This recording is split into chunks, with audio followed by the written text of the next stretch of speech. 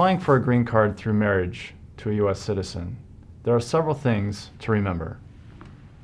First, and most importantly, simply marrying a U.S. citizen does not automatically give the foreign spouse green card status. The U.S. citizen must first file a petition for his or her spouse in order for the spouse to obtain a green card. The citizen can't simply show up at the U.S. Embassy or the U.S. border or airport and say, "We just got married.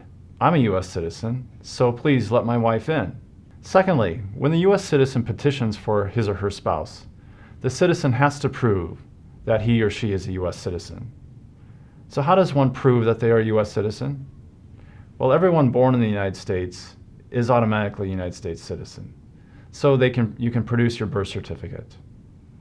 Another way of proving U.S. citizenship is through your U.S. passport. Your United States passport is conclusive evidence that you are indeed a United States citizen. Or third, and less common, is supplying your certificate of naturalization. The certificate of naturalization is the certificate that foreign-born people receive when they become U.S. citizens. Secondly, if either person has been married before, that person has to prove that their marriage has been lawfully ended. The easiest way to do that is to produce a certified divorce decree or a certified death certificate, showing that you are no longer married.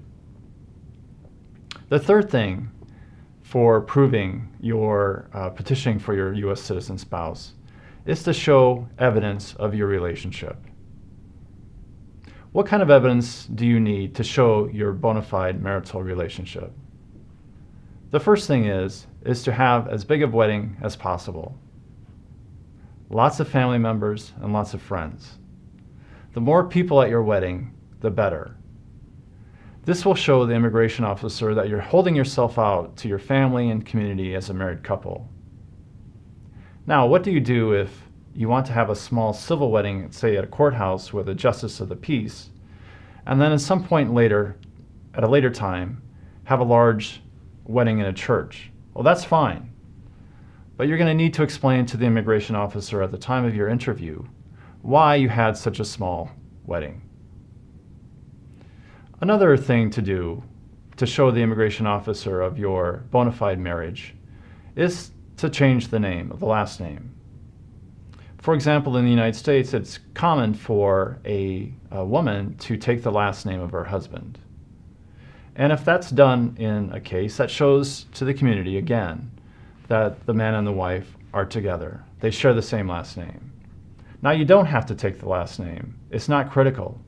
But it's just something, it's another thing that the immigration officer will look at. I often see in my practice, and it's becoming much more common, that the couple doesn't speak the same language. Well, how do they communicate? They communicate through software on their phone or on their computer with translation software.